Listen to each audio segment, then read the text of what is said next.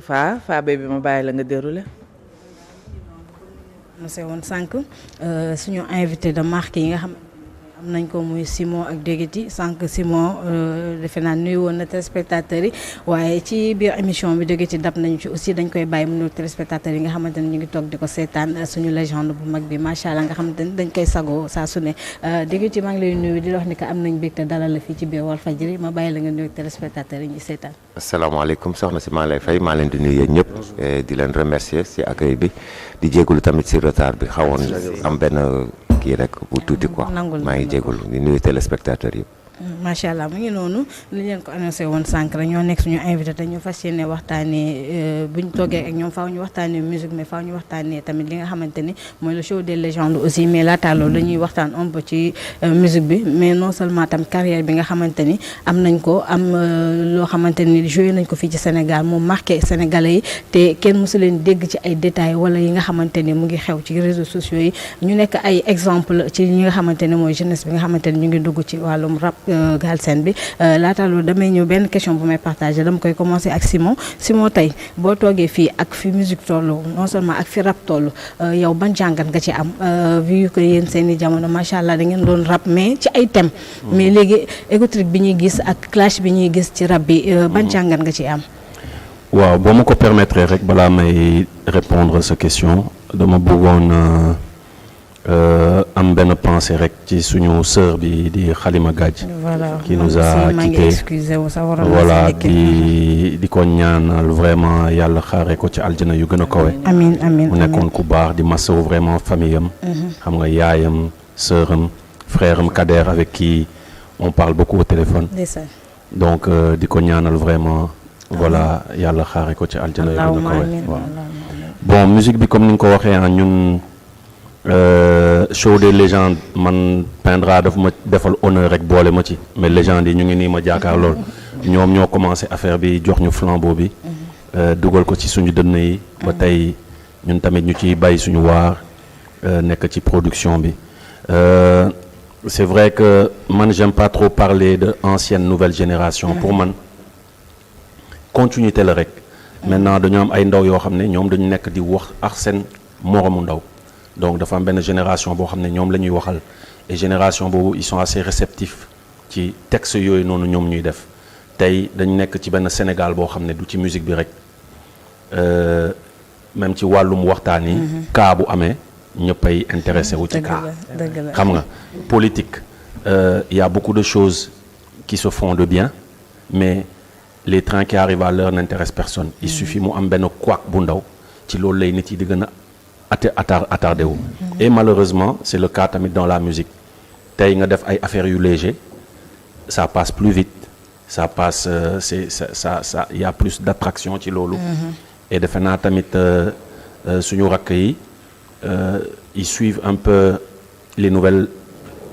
tendances yi am ak réseaux sociaux yi TikTok les choses il faut que mu gàtt il faut que mu précis il faut que mu gaaw il faut que nga déglu tey comprendre tey consommer tey jàll ci leneen tey etc. Les gens amatuñu temps d'ailleurs il y a le syndrome de scroller gars yi dañuy scroller donc loolu la mais c'est pour dire aussi que il y a et la nouvelle génération aussi dañuy def ay thèmes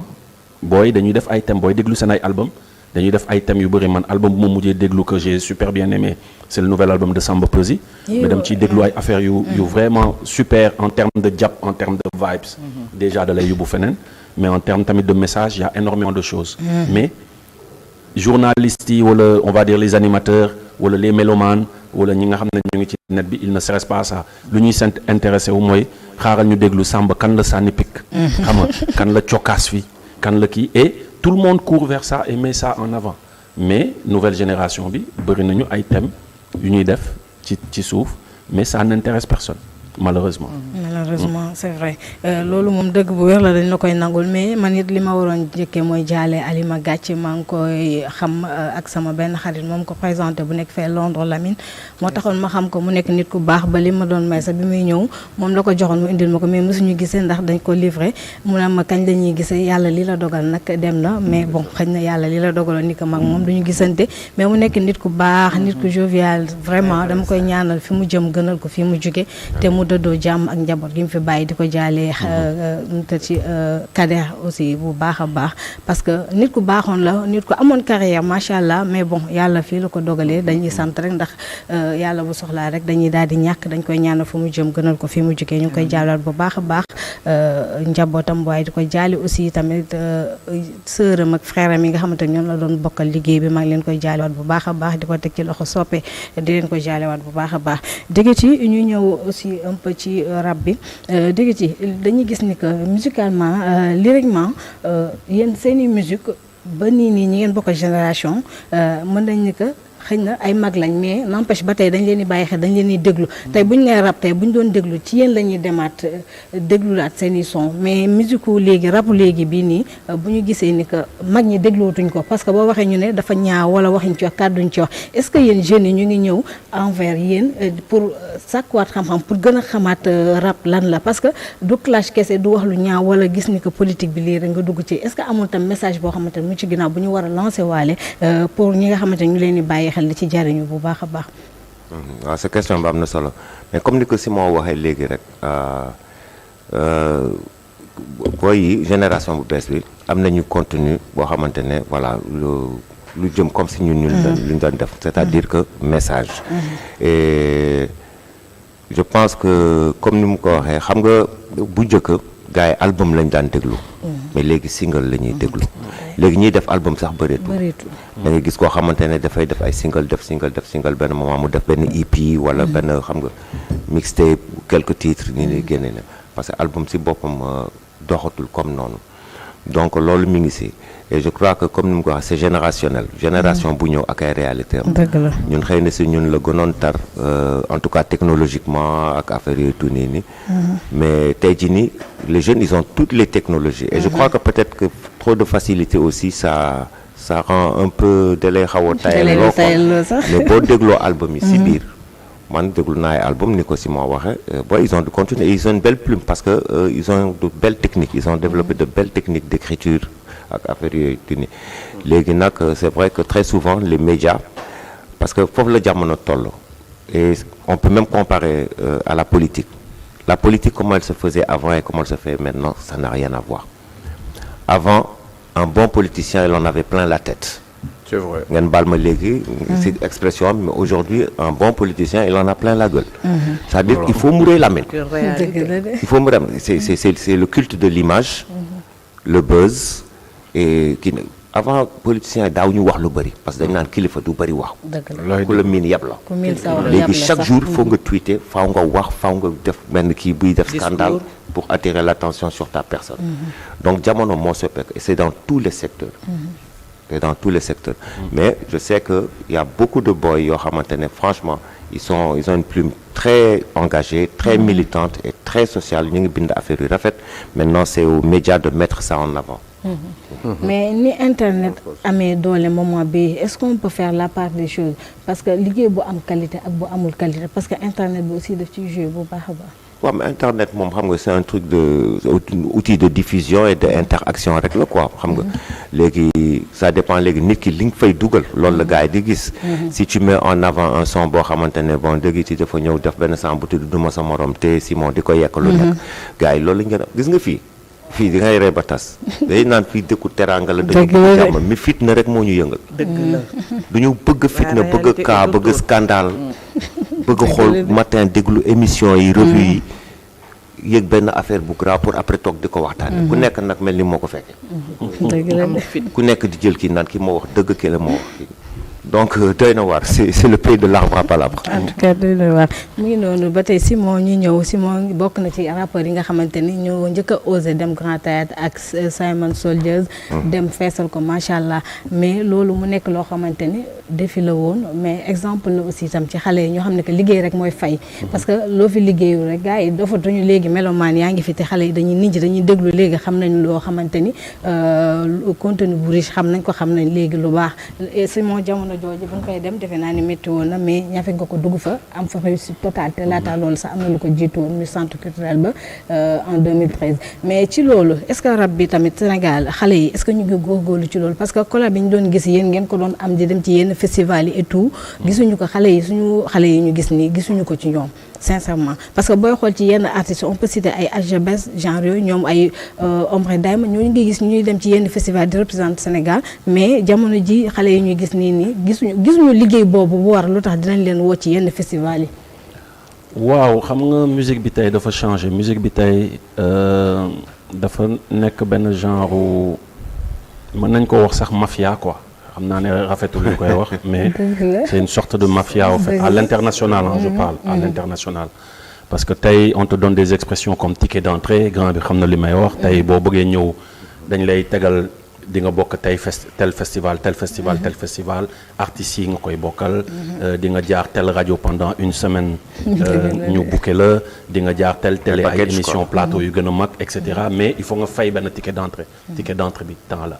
xam nga par exemple ñun on est de la deuxième troisième génération ñoo ñëw après ñii rek yéen la mais xam nga grand yi ñoom am nañu loo xam ne ñun mosuñu ko am mooy signé nañu ci ay label yu mag xam nga ay Universal ay label yu mag def ay tournées yu mag ñun après bu ñu ñëwee on n'a pas eu cette chance de signer mais peut-être am nañu ay tourneurs on a eu la chance tey ay nit gis ñu fii sur scène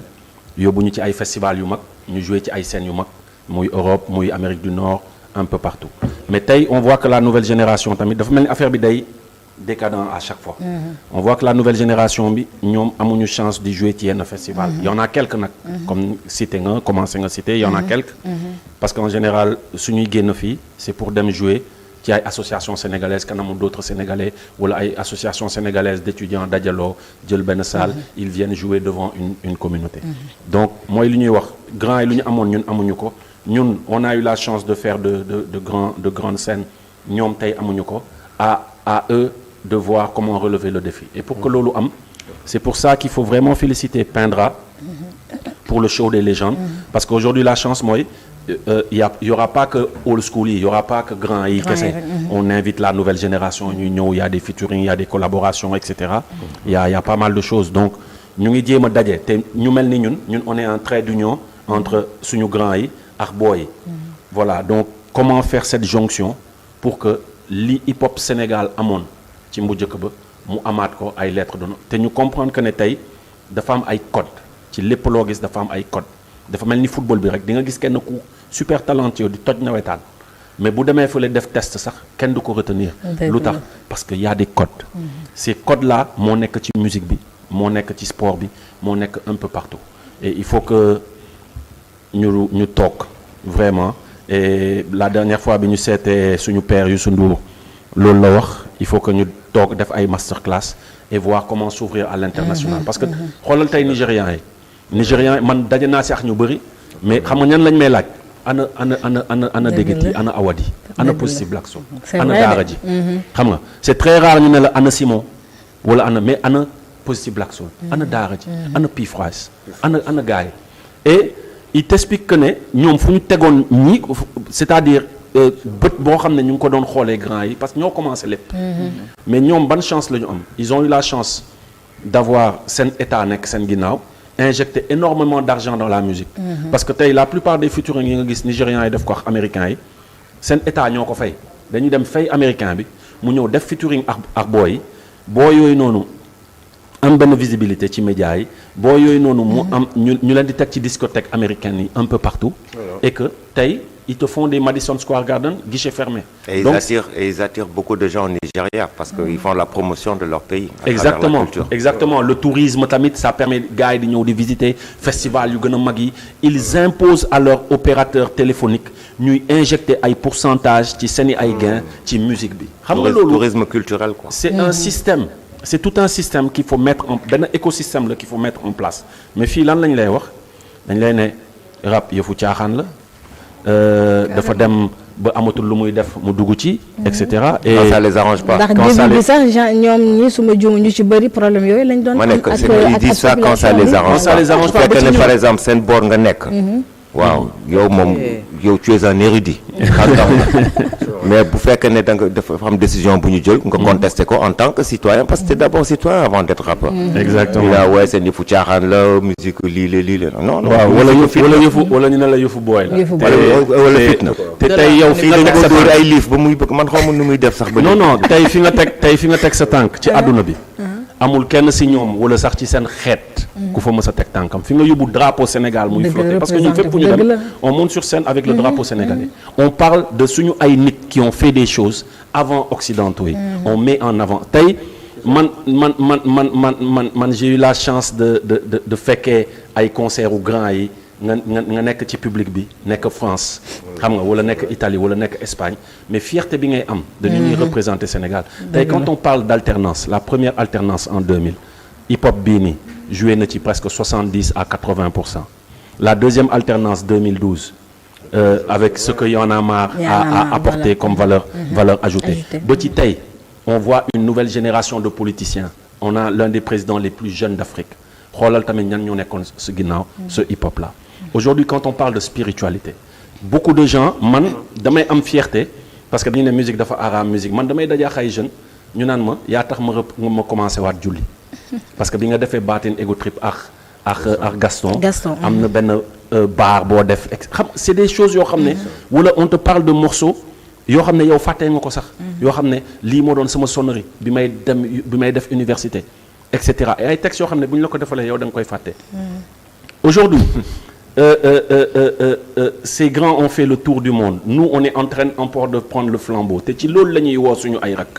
parce que c'est facile de représenter benn koñ représenter benn dëkk représenter mais aujourd'hui c'est important de prendre tamit culture bi yóbbu ko fu nekk et jaay destination Sénégal et jaay destination Sénégal boobu ci la ñuy woo suñu rak yi loo tax ñu ne malheureusement on n'a pas cette vision parce que le hip-hop les cultures urbaines Sénégal fu mu mën a yóbbu Sénégal ak lu mu mën a indil Sénégal ci wàllum koom je crois que beaucoup de nos autorités n'ont pas encore pris conscience de loolu te ñun ci loolu lañ leen di invité ñu jël conscience parce que on est un levier maa ngi wax léegi ci wàllum spiritualité wax naa la ci wàllum politique tout ce qui a été fait tey ba ci wàllum vulgarisation tey imagine quand il y a des ay paludisme au début ay sida VIH sida bu mu ñëwee ñan ñoo doon def ay morceaux de sensibilisation le palu qui faisait des morceaux de sensibilisation récemment Ebola Covid c'est le hip-hop qu'on voit ci ay festival Coupe d'Afrique aussi oui Coupe d'Afrique c'est le hip-hop li nga man laa bàyyi def morceau ba ci comme nga ñëwoon rek ñu ne yéen ñu ma ne kon dootuma leen te xoolal tey ba ci suñu ay télé les vidéos les nouvelles les clips tout ça c'est le hip-hop qui a participé. Les meilleurs sont du hip-hop. à vulgariser ça ñoo nekk ci yenn chaîne télé yu bëri même yenn saa yi sax mën nañ nekk seen ay collègues yéen xamul leen ne ay hip-hopeurs lañu mais tey ñoo révolutionné façon de def clip révolutionné pas mal de choses ba ci tey ci jàng bi aujourd'hui moi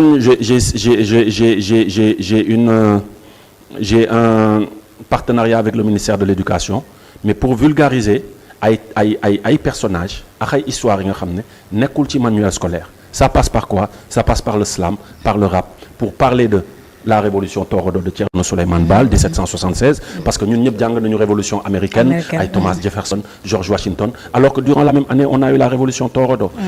13 ans avant que la France ne fasse la révolution française ici en Afrique il y a eu la révolution Torodo 13 ans avant la France et France boobu tey mooy ñëw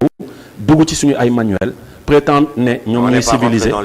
ñoo ñuy indi de démocratie wala leur président qui arrive à l'université et qui repart vivant, je le dis comme ça,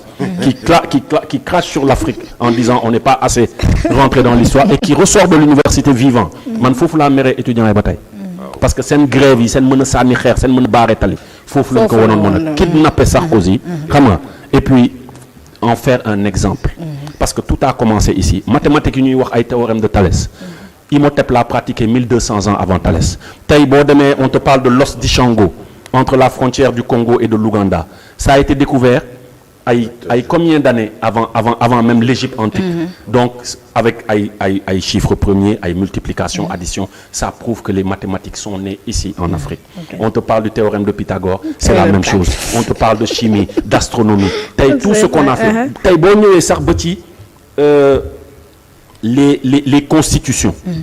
les constitutions on va te dire constitution française boo demee sur une constitution assemblée c'est calqué à la constitution française alors qu'on avait la charte du Kouroukan-Fouga en 1236 au XIIIe siècle personne n'en parle récemment les gens commencent à parler du Kémékiria qui date du 11e siècle. En 1188 l'Afrique avait ay charte yu mel ni Kémékria mais kenn du ko valoriser donc loolu la ñu nekk actuellement di def avec le ministère de l'Éducation nationale et le ministère de l'Enseignement supérieur. Ça nous permet aussi de partir dans toutes les universités, leur dire écoutez, il faut que la décolonisation des savoirs aussi soit effective. Ce n'est pas Christophe Colomb qui a découvert l'Amérique. Bakary II a quitté le fleuve Sénégal béni en 1311 dem fa xam nga ce n'est pas Victor Solcher qui a parlé d'abolition d'esclavage en premier. La révolution Torodo ñoom Thierno Souleymane Abdelkader Kane Thierno Siré Abbas ils en ont parlé en 1776 tu vois c'est 72 ans avant Victor Solcher maanaam avant sa naissance on a des érudits ici qui en ont parlé donc c'est ça le hip-hop gis nga li ñuy wax ni te lii ñun bu ñu ko xamee mais grand yi la ñu dégg ñuy wax ay nubian ñuy naan mais lan mooy nubian lan mooy nubi ñu ñuy expliquer ñuy gëstu di xam lan mooy nubian la première fois qu'on a entendu parler de Sankara c'est parce que PBS ñoom Awadi ñoom Degeti ont fait des textes sur Sankara sur Patrice Lumumba et ils ont enrichi tey connaissance générale sama génération et suñu ay rakk ba tey hip hop bi yegg ci stade bi hip hop la ñu bëgg a wax suñu ay gouvernants suñu ay njiit wax ko sénégalais yi lii du caaxaan et c'est à ça qu'on les invite justement ce samedi 31 pour que ñu ñëw hip hop bi nga xam ne bëggoon nañ sax déggati laal un peu ci collab bi ñu doon ñoom facilité bi ñu doon am di ci dem mais xam naa ni buñ ci duggee li ñu war a wax ci le show xam naa ni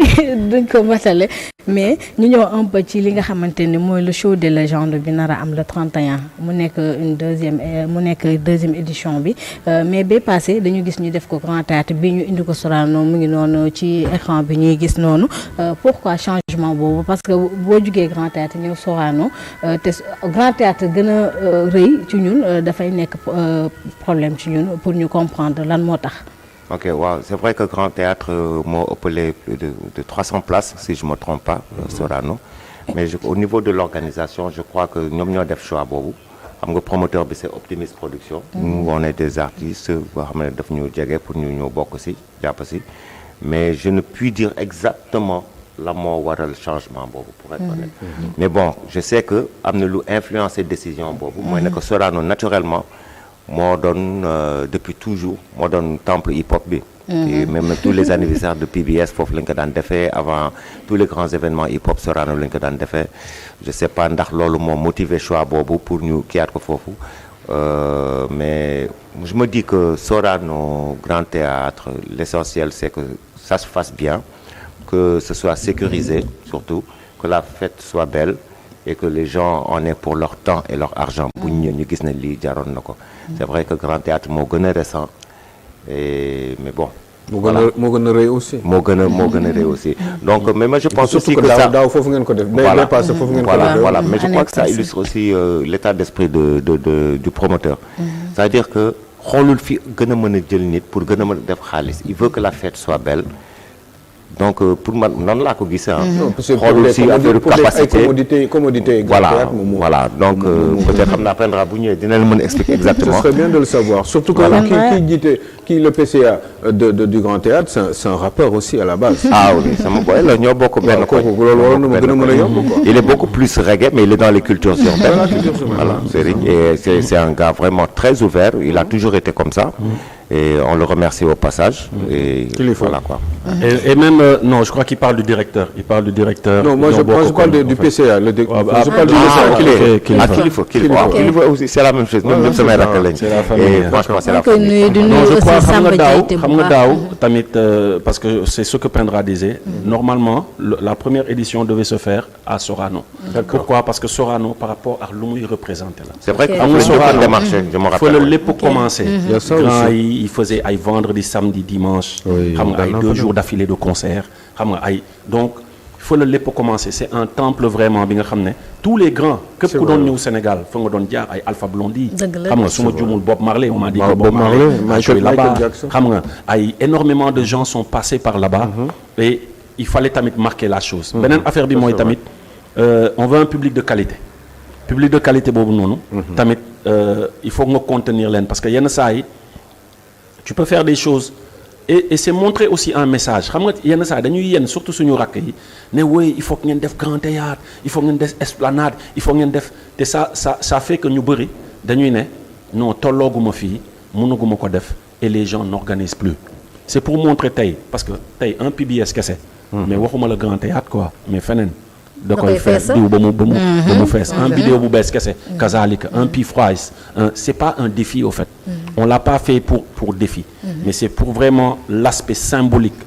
bi Sorano am ak tamit wane nit yi tamit ne vous pouvez organiser n'importe où l'essentiel c'est de faire n'ayez pas peur boo leen jëlee benn salle ñu ne leen non dafa problème bi ñu am mooy ñun dina fees ak du fees ñun problème boobu la exactement te dañ lay conditionné ci loolu mais ça justement ce genre de show tu vois un peu tous les artistes qui sont là ñu ne la Sorano lañ koy def c'est pour dire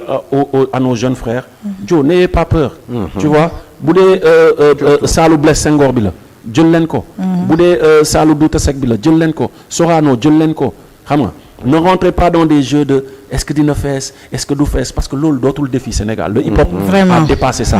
bu yàgg et dañu war a décomplexé wu ci loolu pour que rakk yi tamit gën a ñeme ko parce que plus de 20 artistes yoo xamante ni ñoo ci nar a joué defe naa ni benn rek buñ ko ci jëloon rek dañ koy feesal dell waxatuma na plus de 20 artistes mais organisation moom naka lay demee 20 artistes yi naka la ñuy joué te xam naa ni dina am ay invité te aussi tamit j'espère que ni xale yi nga xamante ni ñu ngi seen ginnaaw aussi dinañ ci ñëw participer def ay duo parce que loolu ñun dañuy neex ñun vraiment dañ ci kontaan oui comme ni ko Simon waxee woon sànq rek xam nga bon c'est un truc les légendes c'est ñun la paa yi les vieux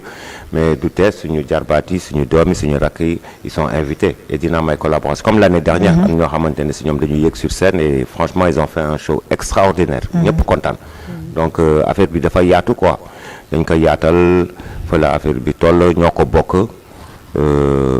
ndab la rek benn ndab la rek ku si nekk boo amee benn dank au moins xéwalu na ok donc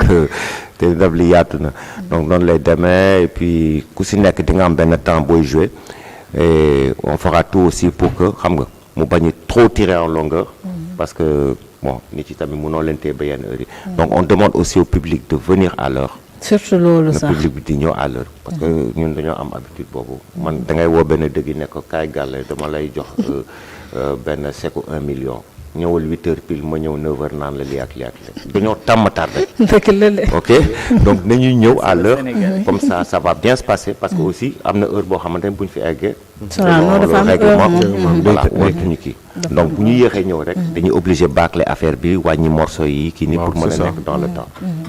mais naka la nar a demee morceau yi naka lañ ko nar a joué ak artistes yi loolu moom ku ko bëgg a xam il faut nga ñëw c'est la surprise naka la ndax duo yi ndax dinañu am légende yi ñu mag ñi ak xale yi leen rek ngeen ko waaw parce que li ma ci gis ay ñoom Fou Malade ay ñoom Fatim mais daaw ñoo nekkoon ci affiche yi mais gis nga ni mu demee waaw mais daaw am na ñoo xam ñu ngi woon ci affiche yi te ñu ngi woon ci affiche te géewuñu daaw tam am na ñoo xam ñu ngi doon xaar ñu gis leen ci affiche te gisuñu leen ci est-ce que ren mën nañ leen ci gis boo leen ñëwee daal di nga xam daaw par exemple toog nañ ay boy xoolal ngaaka bi mu yéege il n'était pas sur les affiches il n'était pas programmé tout ça ak yeneen dañuy yëngal donc y a toujours des surprises gis nga fii ñun ñëpp famille lañu booy ñu si bëri si ñoom suñuy doom lañ sax dañuy wax grand yi sax ñu leen di wax booy mais suñuy doom lañ dëgg la nous on a plus de 50 et quelques di dem xam nga donc ñoom ñoo am 50 de man yow buñ la ci boole moom boo déggee li ñu xam ne dañoo jugement mais grave amul problème mais voilà ñun esprit boobu la ñu am quoi c'est une famille xam nga voilà sant yàlla quoi na ñëpp ñëw xam nga jàpp si et puis di féliciter Pendra di ko encourager l'initiative est bonne c'est très fédérateur loolu lañ soxla quoi xam nga Sénégal y a trop de clans maintenant divergence xam nga divergence kii nii bon c'est normal tout le monde ne peut pas penser pareil au contraire même loolu du mës a baax si tout le monde pense pareil c'est la fin du monde waaw oui parce que échange amatul donc dañuy stagner du ñu avancer du am jaayante ok mais il y a un minimum boo xamante ne dafa war a nekk mooy la paix la stabilité et puis surtout nga nangul nit ki opinion am soo ko mënul convaincre nga ba ko mu dem mais on convainc avec des opinions pas par la force pas par des invectives ak affaire yooyu kii nii ni quoi on est dans un pays on a la chance c'est un pays démocratique même si bëgg nañ mu gën a kii mais honnêtement nous on a voyagé nous on a fait plus de 40 pays en Afrique 44 même pour être précis et on a vu que Sénégal li mu am pays am yu bëri ils en rêvent et depuis des années te ba léegi amuñu ko on a fait toute l'Europe les États-Unis des pays dits développés. fii li fi am amul foofu. amul foofu donc sant yàlla. mais nañ gën a góorgóorlu. féewaloo bi am na ñoo xamante ne loolu mooy seen fond de commerce. tant que ñun ñu ngi reyante suñu biir ñoom seen affaire day baax. dëgg la. après dañuy dem ñeneen ñëw remplacer leen def même chose ñeneen ñi dem ñeneen fu am pouvoir te am opposition. yàlla moo mën ñëpp. il faut te respecter créer na opposant ba pare may ko pouvoir. ne ko demal mais naa la woon ne man maa mën. dëgg la waaw bu yàlla amee opposant nit doom opposant. waaye come on man. duñ ko bay voilà. donc daal c'est le 31 janvier s'il vous plaît ñëw leen ngeen jàpp si surtout pour le promoteur pour les artistes la nouvelle génération venez ngeen kii ak seen mag yi ak seen nijaay yi et puis c'est pour l'amour du Sénégal c'est pour l'amour de notre hip-hop qui est respecté partout dans le monde pour lequel on s'est battu ñun xam nañ fi ñu jaar. xam nañ suñu jaar-jaar ren ça fait 37 ans qu'on est dedans. macha allah xam nga et ça n'a pas été facile. dafa mel ni rek sa papa tabax kër bu mu rafet. nga daal di ñëw di wan jaay ko ngeen séddoo xaalis bi ku nekk dem sa yoon. ndono amatu fa. dëgg la voilà en tout cas mu ngi noonu le 31 lay am fee ci Sorano Simon bu fekkee am nga kàddu boo xamante ni da nga koy soññee ñi nga xamante ni ñu ngi population bi naka la ñu war a ñëwee naka la ñu war a xaaree bis bi aussi loo ci mën a wax rek laataa ñu tëj parce que lii Pendra def lu mag la lu rafet la loo xam day boole. parce que lii rek lañ soxla ñun Sénégal. non exactement xam nga grand bi wax na ko quoi c'est une fête avant tout. am na ay surprise yu bëri. du ancienne génération bi rek ngeen gis y a beaucoup de man keroog maa ngi woon benn répétition mais maa ngi mel ni xale déjà di tëb di dal di yuuxu di bakke et cetera tu vois alors que show bi jotagul donc voilà dañ ñi nga xam ne ñoo nekkoon ci Fosco yi nekkoon même depuis jamono yi fuural nekk voilà di suivre vraiment ce mouvement là on invite tout le monde on me dit aussi qu'il y a plus beaucoup de tickets yi desatul lu bëri donc na gars yi gaaw voilà woote def seen ay réservation am na ay services de livraison yoo xam ne mën na leen indil seen ticket à domicile et on invite tout le monde pour c'est une fête quoi c'est une fête du hip-hop c'est pour célébrer tey hip-hop bi nga xam ne def na lu bëri ci bopp ndaw ñi def na lu bëri ci nga xam ne tey ñoom ay kilifa lañ am na ay kilifa yu ñuy rencontrer ñuy naan mais ñun concert u grand yi lañ doon nekk université di fa carrément man ñun seen fans club lañu woon xam nga ay ñii fans club bi la ñu bokkoon et cetera am na ñoo xam ne sax dañuy yóbbante ñun ay saaga grand yi quoi parce que nee nañ jamono yooyu ki ñu bëggoon kooku noonu grand yi rek la bëggoon quoi grand yi la donc ñoom mënuñu woon jot ci xale yi parce que ñoom ñu ngi fi woon quoi ay kilifa yoo xam ne tey ñemewuma tudd fii seen tur qui te dit ça tu vois ce que je veux dire xam naa ki ngay wax donc wax na ma ko donc pour dire que voilà te li ko si gën a métti mooy yaayu xale boobu daf ma bëggoon man la bëggoon mu ngi noonu en tout cas kontaan ni bëggoon nañu waxtaan bi gën a continuer mais du ñàkk ñu amal beneen jotaay boo xam ne dañuy waxtaane carrément hip hop Galsen loolu moom boo leen ñu ko mënee nangu rek incha allah ñu def ko ak tamit suñu plateau politique bi moo war incha allah mënul ñàkk yàgg Aliou faaw ngeen def face to face incha allah dañ koy dox ma bàyyi la nga tàggatoo ak téléspectateurs yi. waaw di jégalu su fekkee ne on a débordé wala wax loo xam ne dafa ëpp du suñu coobare te di ñaanal ñëpp jàmm di wax ne affaire bi c'est ce samedi. c'est une initiative de Optimis Pendra. qu'on félicite encore une fois parce que ce n'est pas facile de rassembler un peu toute cette palette là. di inviter ñëpp comme ni ko grand bi waxee ñu ñëw à l'heure. voilà ce n'est pas du playback c'est un show. C'est un show, c'est du live and c'est des mises en scène. Il y a énormément de choses et venez vous rappeler seen enfance dina am ay mélodies yoo xam ne bu commencé rek dina la yóbbu feneen parce que dina la fàttali ay moments yu extraordinaires. Voilà donc on commence à partir de 20h. na gars yi teel a ñëw ñu teel a commencé voilà ñëpp teel a ñibbi wala ñi nga xam ne sax bëgg nañu continuer soirée bi dem continuer seen soirée. En tout cas c'est ce samedi 31 à Sorano. bu ko kenn tardé merci encore à Walf pour l'invitation. je pense que Simon wax na yëpp bon ngeen bañ a jël exemple si man bu leen tardé man dama tardé si émission bi yéen bu leen tardé man du ma exemple bu baax mais bu jour ba moom boo leen ñëwee da ngeen ñu fekk sur place et puis voilà quoi rendez-vous le 31 venez supporter le promoteur supporter les artistes c'est supporter la culture c'est supporter aussi quelque part bon l'économie du Sénégal et voilà ñu ngi dem nii si levée du corps